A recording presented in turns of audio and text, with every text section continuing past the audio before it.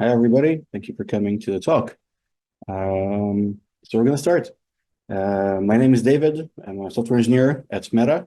I'm the lead engineer for Meta's financial integrity platform, which protects more than $160 billion in transactions from fraud. And I've spent roughly 26 years in the industry doing various things with data, as a DBA, as a big data engineer and architect, and so on.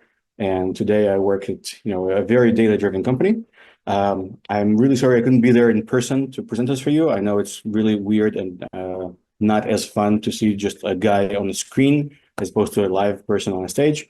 So again, I really am sorry I couldn't make it out to Vilnius this time. I will do absolutely my best for the next time they invite me. But okay, so today we're going to talk about not so big data or medium-sized data, which is working with data sets that are too kind of big, but not big enough to actually use really industrial strength tools of big data. So before we talk about not so big data, what is actually big data? And traditionally, what we define as big data is a field of computer science and information technology, which works with data sets that are too large or complex for traditional databases or traditional data applications. But the thing is, for most companies and most use cases, we don't really work with big data. Now, I work at Meta, which is one of the few exabyte scale companies in the world. An exabyte, if you don't remember, is 1,000,000 terabytes. And so, yes, Meta has possibly the biggest data. But the thing is, in my day-to-day work, I don't actually go and query or analyze an exabyte of data. Normally, when I'm doing something, I'm trying to prove a hypothesis on data or investigating some fraud behavior, I will work with a data set in the 1 to 100 gigabyte range. And this is true for pretty much most of the industry, right? We don't actually work with really large data sets very often. For most companies, even if they store so much data, you don't actually go and analyze all of it all at once. And so for practical purposes, the vast majority of analytical queries we're going to run on reasonably sized data sets in the gigabyte range, not in the petabyte or exabyte range. And so when we use industrial strength big data tools, which are very complicated, oftentimes it's overkill for the kind of workloads we want to run. Now, one of the reasons we don't actually work with so much data, even though we store so much, is what's known as dark data. In fact, the vast majority of data companies collect and store, it's what's called dark data, because it's data that we know exists, but it's never used for anything and we don't see it. Like a good example of dark data would be application logs. Imagine you have a web server farm and you have a bunch of web applications running. Each of them will go and log something. They will, every time you do a request to a web server, it will log 200 OK, the request succeeded. And every now and then something goes wrong and it will log an error or a warning. And the vast majority of these OK success logs, you still want to log them because you want to track the application behavior in general, but no one's really going to query them. You want the error logs, not the success logs for the most part.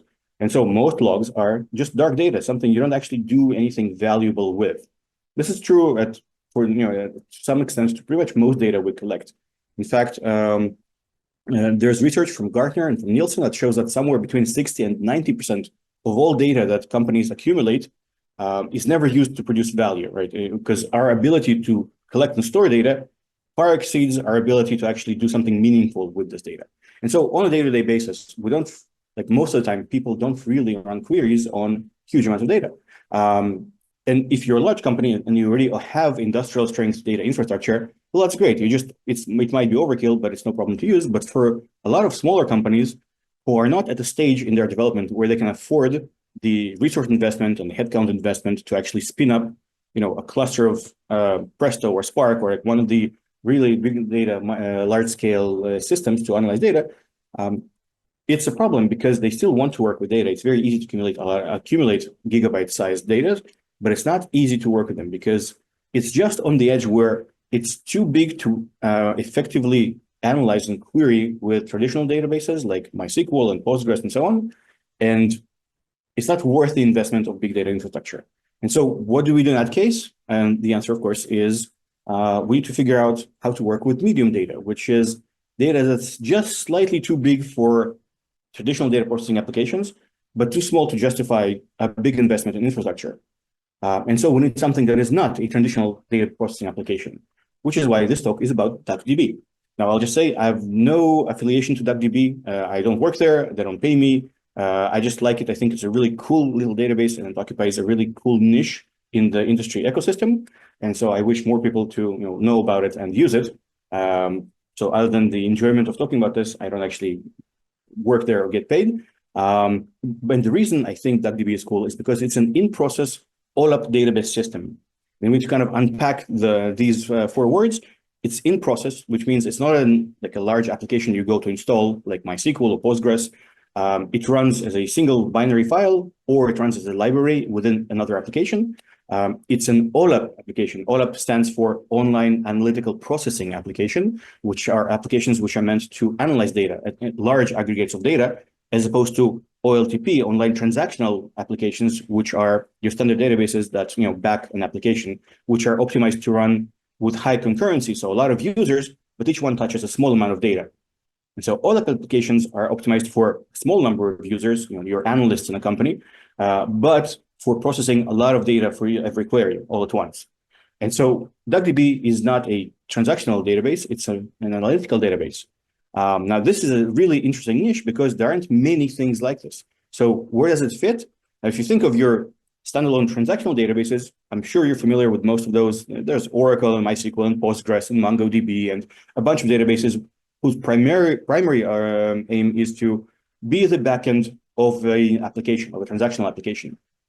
Now, on the analytical side, there's a bunch of standalone analytical databases and data warehouses like Amazon's Redshift and Snowflake and Druid and Trino, and there's like 100 more, some of them free, some of them are services and so on. But there's a huge plethora of systems to choose from if you want to have like a really complicated and big data system.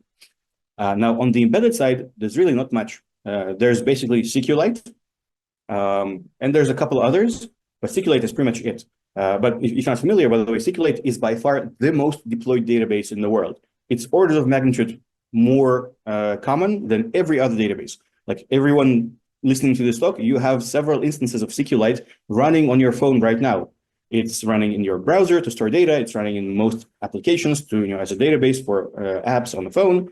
So SQLite is amazing. And the reason it's so well deployed is because it's an embedded database. It runs in other applications and powers them. You don't need to install it as a standalone server.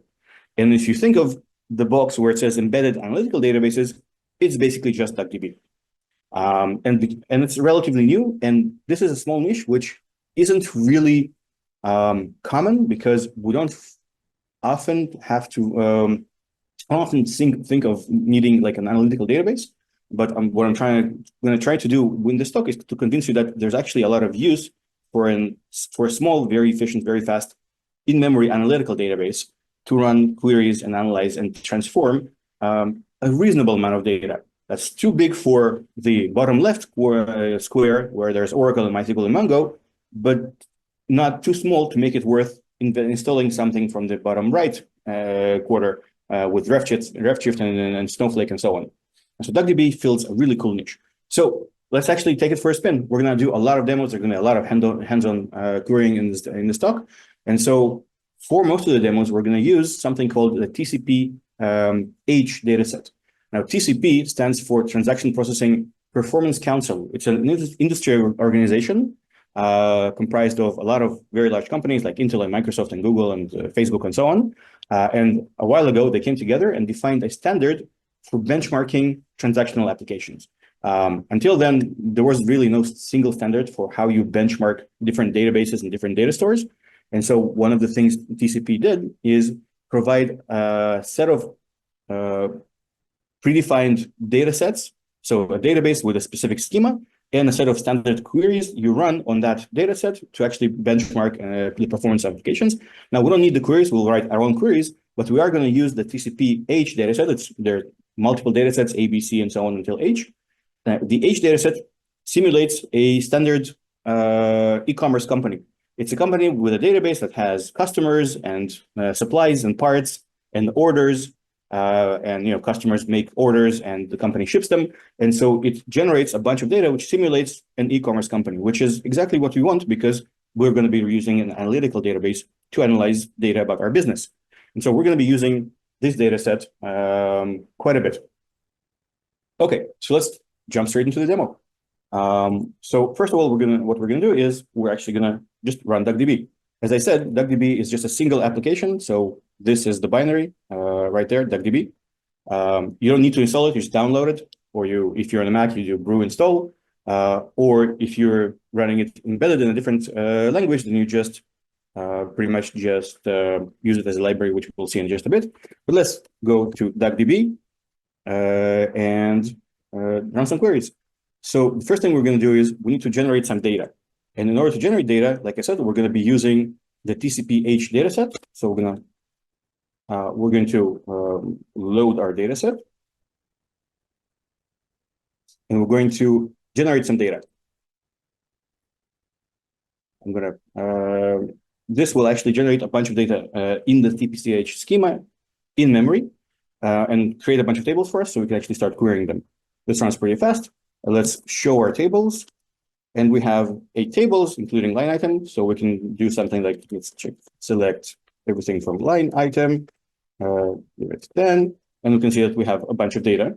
And if we want to check how many items we have, let's do a count from line item. We have 6 million records, right? So we just generated 6 million records in a table. It's not huge by database standards, but it's nice. And so let's run a couple more queries and see the timing. Now you can see that after every query, DuckDB reports how long it took. So this is how long it took in seconds in real world time, and this is in CPU time. So let's do a slightly more complicated query. We'll select L quantity and sum of L quantity from line item and group by the same L quantity.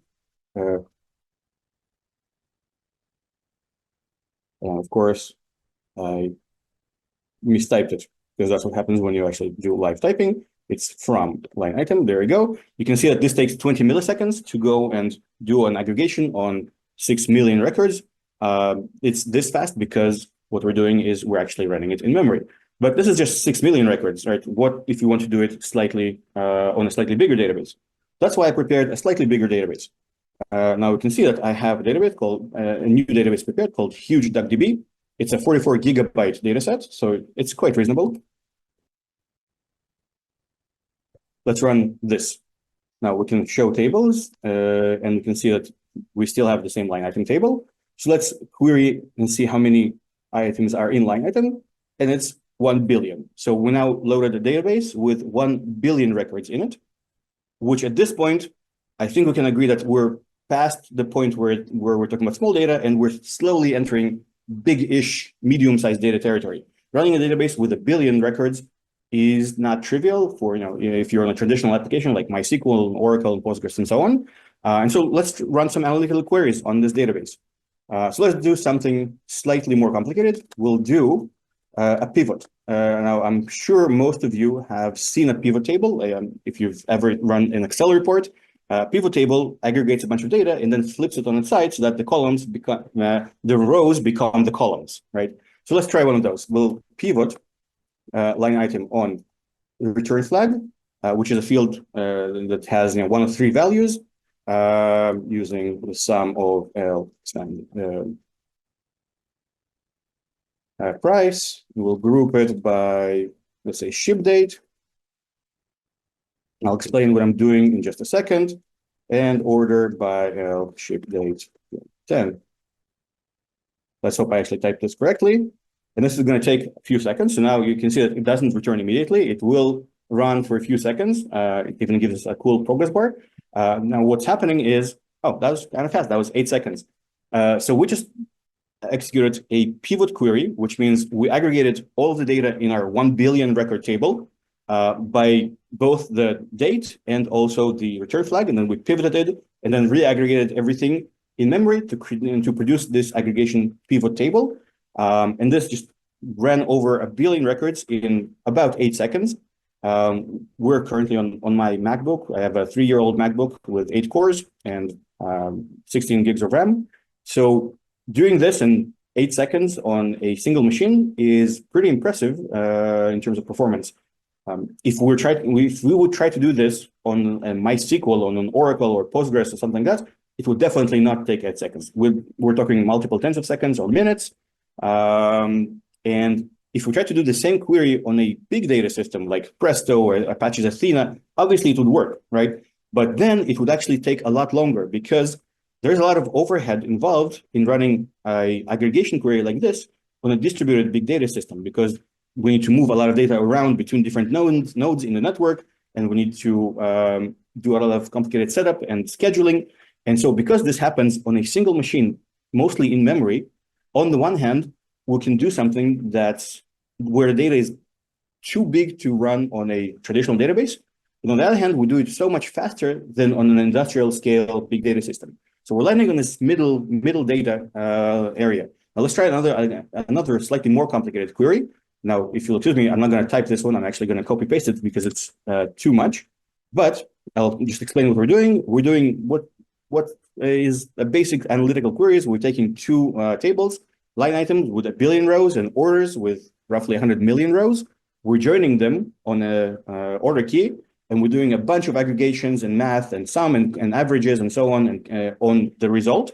Now, this is going to do a lot of computations. So if you run this, what's going to happen is now it's going to take a bit longer, right? So now we're essentially doing a Cartesian product of 1 billion records and 1 million records going into the 100 million records.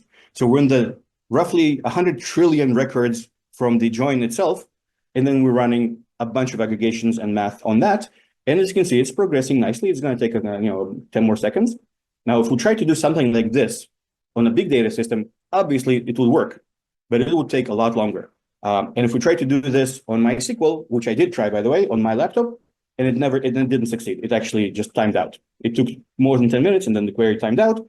And so now we're squarely in the area of we're doing something that's very difficult to do with your traditional databases and very expensive and time-consuming with cloud data systems. And we're doing this in 32 seconds.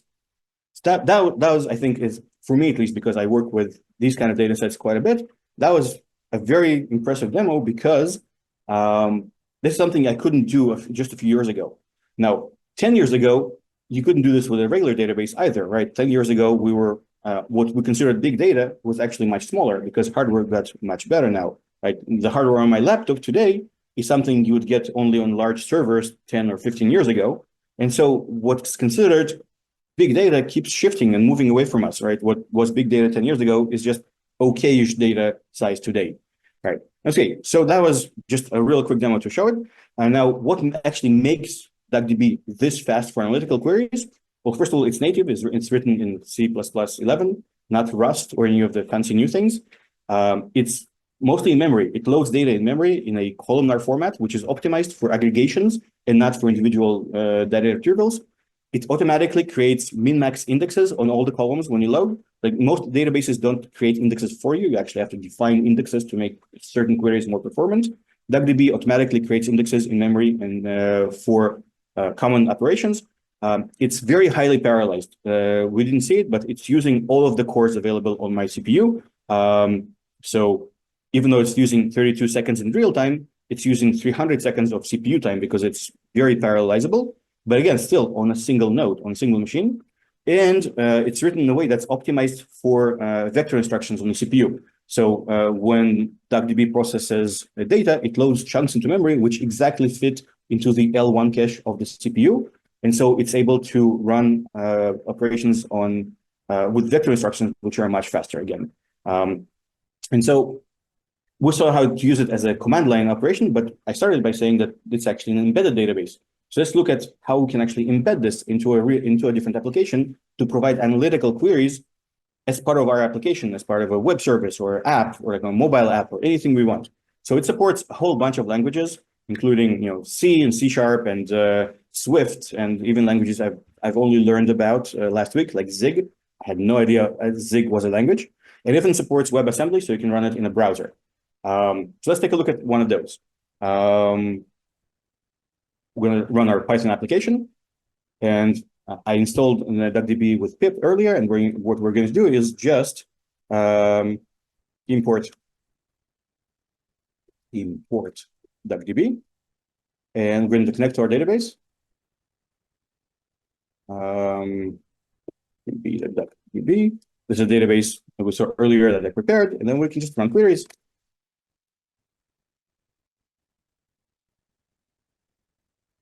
Found quantity. I'm trying to remember what the query was. If you'll excuse me for just a sec.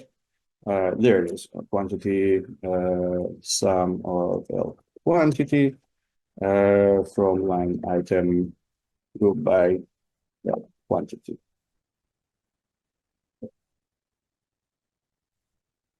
And there you go. We get the same results we saw earlier on the same database. It's this is like a 2.5 gigabyte database, and you can see that it returned very quickly.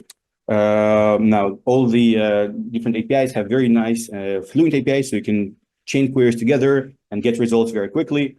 In general, it's just very convenient to use from, for example, if you want to run a Jupyter notebook to analyze data, if you're using pandas or whatever data science applications that we use today, you can just load DuckDB within your notebook and run queries directly using that as a library within your data science tools.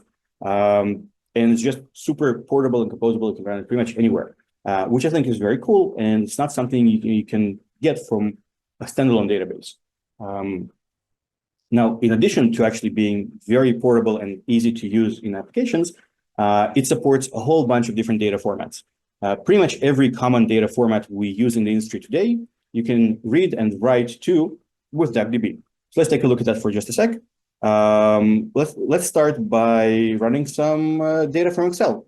So we're going to get some data from Excel. We can see that we have an Excel file here with some data. Excel files are super common for data scientists. That's pretty much the go-to format. And so let's load it and run some queries from it. So we're going to select start from this Excel file, data.access. And as you can see, I'm just reading the file directly. I don't need to load it into a database. The database can just read the data source itself directly. And there you go. That's what's actually in the database. I can also, if I want, create a table directly based on that. So let's go and create table T as this. And now we have a table. This is our table, the new one. And you can select everything from T, and you can see that this is the data we loaded from Excel. If you want, we can export this. Let's copy this table to data.json. And you can see the syntax is super easy. So I'm just copying it to a JSON file. And now if we go and look here, there we go. This is our JSON file, data.json. We can cat it and see that we just exported all of our data into a JSON file with one command. We can also load from JSON, obviously. Let's create a table J as select star from read JSON auto from our newly created JSON file. And now we have a table J, which we loaded from our JSON. So we can move formats around. We can load from CSV or from anything else. Now we don't need to just move all of the data around. What we can do actually is ETL it. So we can transform the data on the fly. So we can do copy select star from J where age equals 45 to out.xx.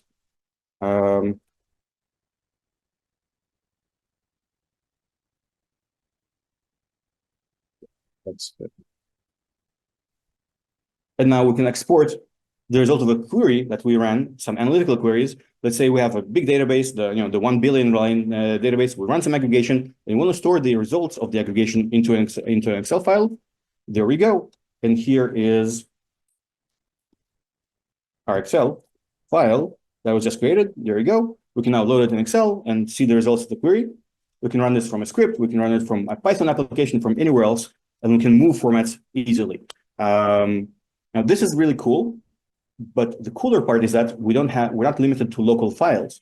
We can load and write data to pretty much any cloud storage that exists today. We can load and store data to AWS S3, to Azure Blob Storage, Cloudflare, any HTTP server at all, any databases, so we can read data from MySQL and then export it into our data lake in the cloud or our data warehouse. We can move data around very easily. So let's take a look at how that actually works. Now, what we can do is, let's say that we have a data lake. We have a bunch of data in our data lake, and it's stored in Parquet files. So we'll talk about files in just a sec. We want to query our data lake. So what's going to happen is we're going to be using not just regular CSV file. We're going to start using what are known as columnar storage files. Now, some of the people listening to this might be familiar, but I'll quickly run over what columnar storage formats are. When we're talking about storing data, not in a database, but in a data lake, in some cloud data warehouse, cloud formats, usually we don't store data in raw formats like text or JSON or CSV and stuff like that, because raw formats are very inefficient. They take a lot of space and it's hard to query them.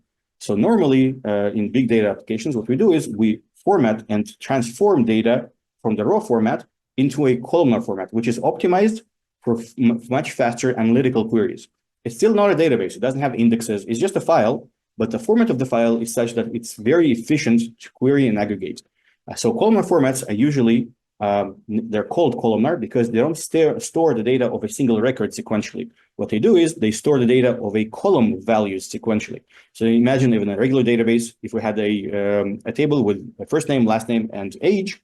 So in a normal database file or in a CSV file, you would have the first name, the last name, and the age sequentially, and then the next record and the next. In a columnar format, you will have all the first names sequentially, and then all the last names sequentially, and then all the ages sequentially. And that makes it much faster to read from disk if you just want all the values for a single column. Let's say we want to aggregate all of the ages, we'll just read the age column, and we end up reading a much smaller percentage of the file. So it's much faster and much more efficient. In addition to that, because we're storing data in columns, we can keep we can employ optimization techniques, which we can't in other data processing formats.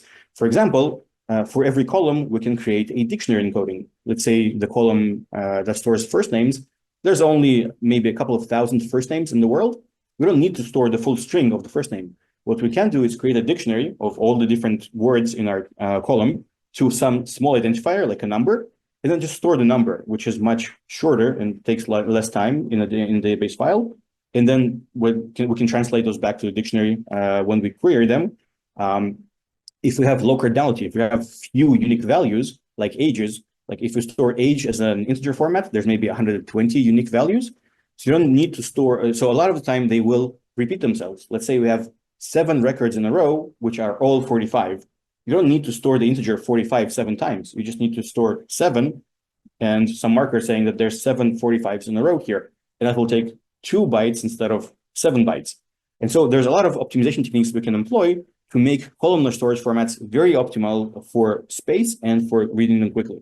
And we store statistics about them. So now we can for every group of records, we can store the minimum value and the maximum value and employ those to actually get certain queries very quickly. Now, let's run a query on some columnar formats real quick. Now, what we're going to do is, I don't have any of those files on my computer, but I do have some columnar files sitting in a cloud drive somewhere. So what we can do is, in order to actually query our data lake, so to speak, we can actually execute it like this. We can just use the URL of where the data lives as a table name. We can just select from the name of the URL, and this will actually work. So what's going to happen is we'll create a view based on this data file that lives somewhere in the cloud. Now, creating a view doesn't actually read the file. It just creates a view which points to that file, and we can start querying it. Just to compare, what we're going to do is we're going to also create a table from the same file. So what we can do is, you can see the difference is, instead of creating a view, we're creating a table. This will do is it will actually read the entire file into memory and create a table from it. And the difference is, obviously, with the view, every time I query the view, it will go to the cloud and actually read the data from the cloud file. If I create a table, I import all of the data into memory or on disk, and then I can query it locally. And the big difference, of course, here is that depending on how we optimize it, it will have different performance characteristics. So let's compare. Let's say we're going to query the view. So now we're going to do a sum on our view, which is now going to the cloud file and reading the sum of the values. And this returns the sum of 6 million records. The file itself is roughly 60-ish megabytes, and it takes about 5 seconds. And if we do the same thing from the table we loaded, it will take 3 milliseconds because all the data is already loaded in memory. But the difference is we can now try to analyze this data. Let's see if when we query the view, we query the file at the source where it lives in the cloud storage drive, are we actually reading the whole file? And the answer is no. So what we're going to do is we're going to use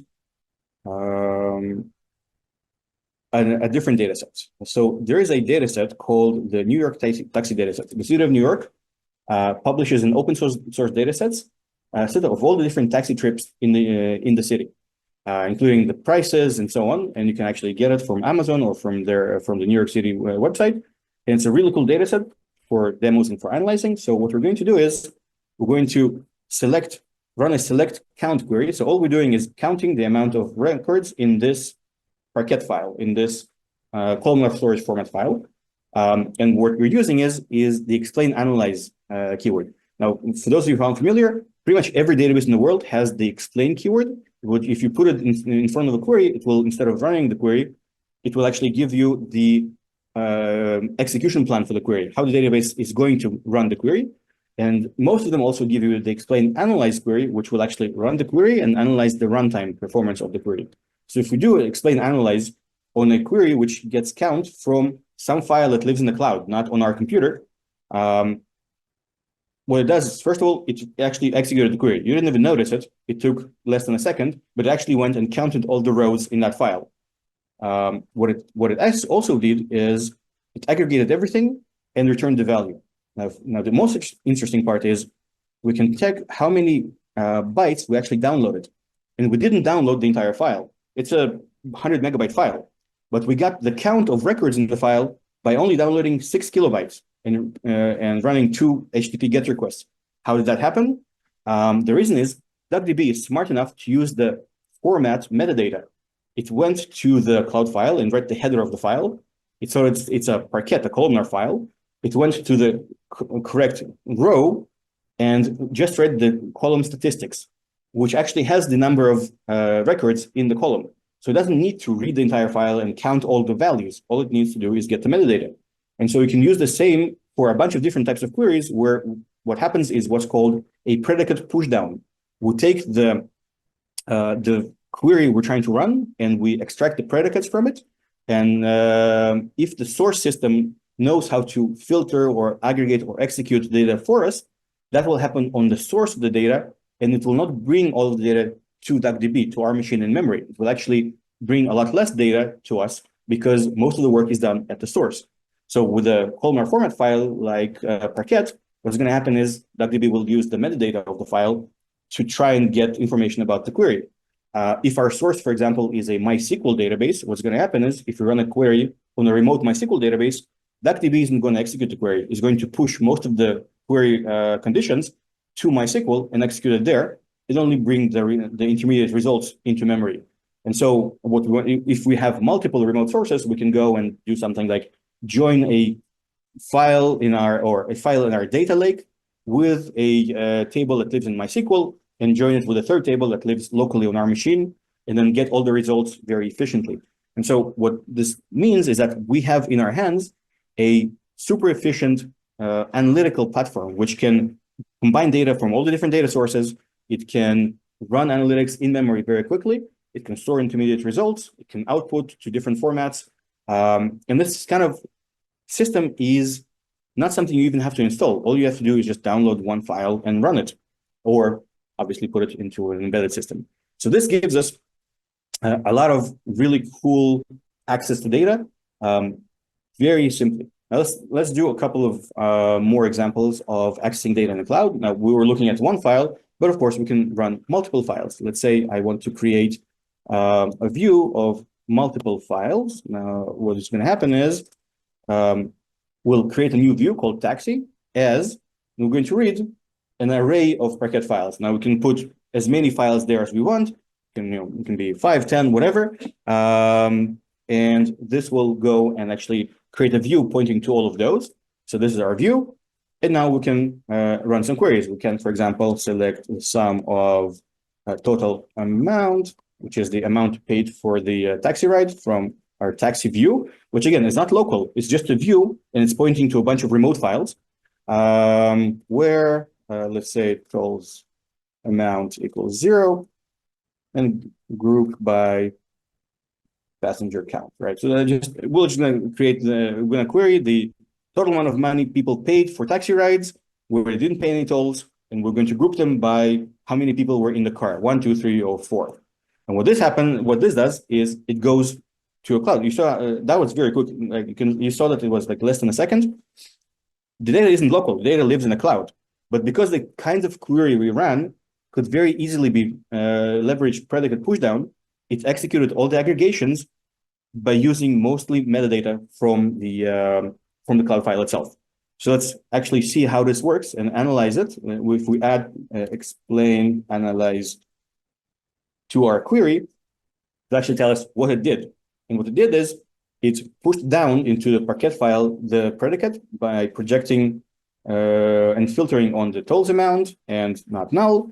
And it only got the values of the passenger count of the passenger field and the total amount field. It aggregated and projected those. It then grouped in memory on the final results and returned our total amount. And in all, it took about 6 seconds. And the amount of data we had to read and bring to our machine for that was only 11 megabytes out of the several hundred megabytes that are in those two files together. And it used 10 GET requests for that. So 2 files, one request each to get the headers, 1 request to go and get the statistics for each column, and a couple of requests to get the values for each column. And so this was very efficient. I didn't need to use any local storage.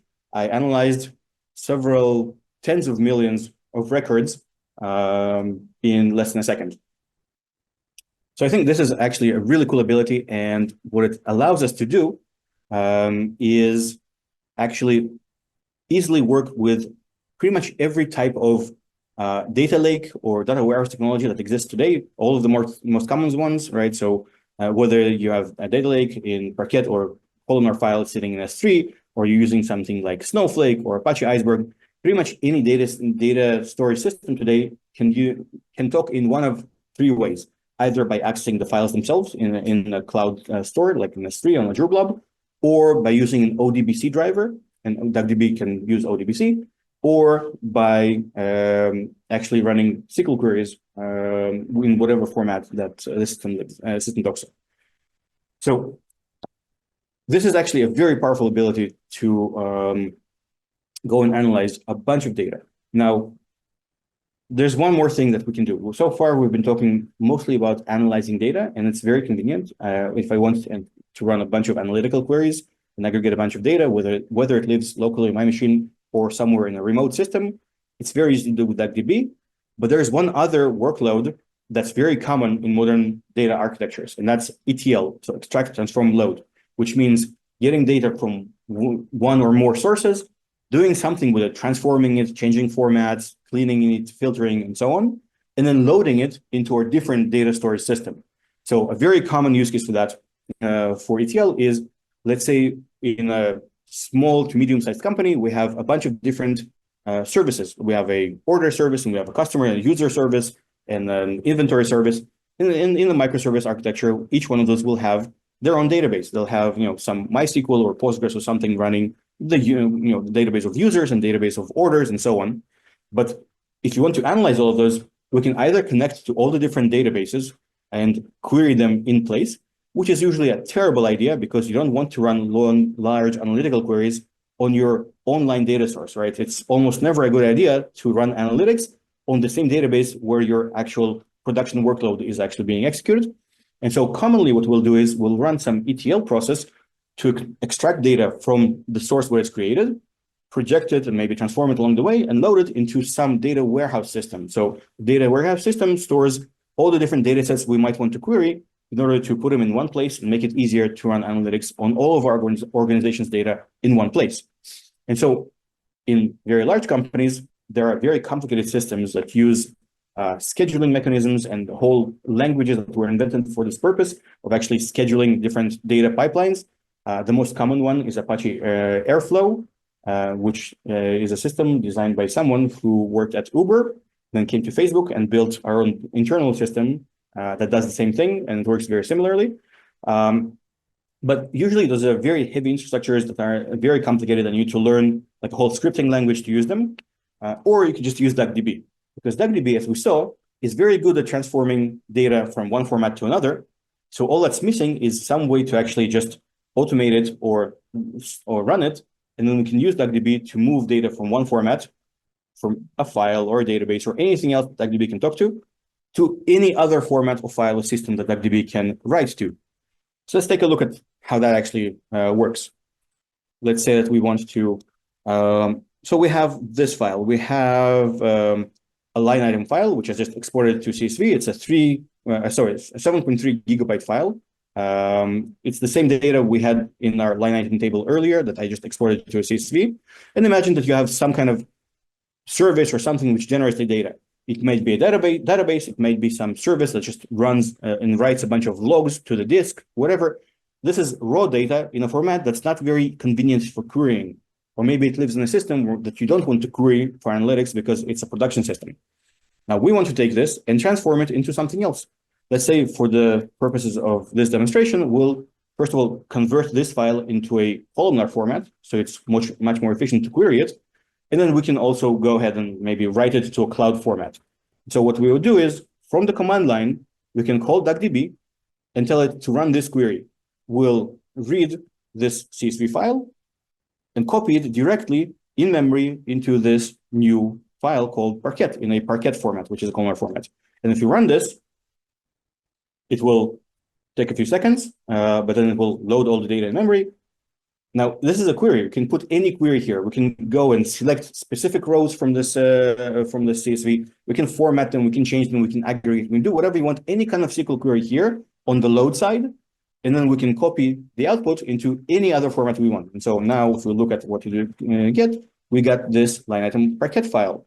Now, instead of just copying it to line item Parquet, I could have gone with something like s3/mybucket/Parquet, and then DuckDB would have just uploaded that to S3 directly, or I could have done the other way around. I could have downloaded the file from HTTP as a source, queried it, and then directly dumped it into a different file or into a database or into pretty much anything I want, which I think is an incredibly powerful ability because with a single command, which can be easily automated or scripted or scheduled in a cron job, we can do most of the difficult ETL tasks that usually you need complicated systems for, just as a command line.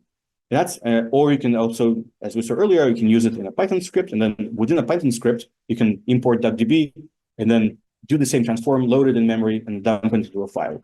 And so this, the fact that it's a library and the command line CLI makes it so versatile that you can actually transform and move data, change formats on the fly from pretty much any data source that modern data systems use to pretty much any other data source or sync that modern systems use. And so just to recap, should you immediately go and download DuckDB? Obviously, yes. But more seriously, if you find yourself, you're in a company where you have to just run some query on whatever data storage system the company uses. Maybe you have a bunch of files being stored or log files being written on disk somewhere. Maybe you're using a poor man's data lake where you're storing a bunch of files in S3, or you want to get some data from your production database and run some analytical queries on it, but you don't want to run the queries on the production database because that's a terrible idea. And you just want to extract the data from there once, somewhere where it's easy to store it temporarily and run a bunch of queries. Then DuckDB is a perfect choice for that because it's super easy to use. You can download a single file, you can run it. You can embed it into a bunch of applications. It has ridiculous language support, pretty much any language you can imagine. It supports pretty much all of today's data storage formats. It runs, as you saw, very quick and dirty ETL as a command line. And more importantly, it's free. It's under the MIT license, so you can download the source code and do whatever you want with it. And you can use it for any commercial and uncommercial purposes.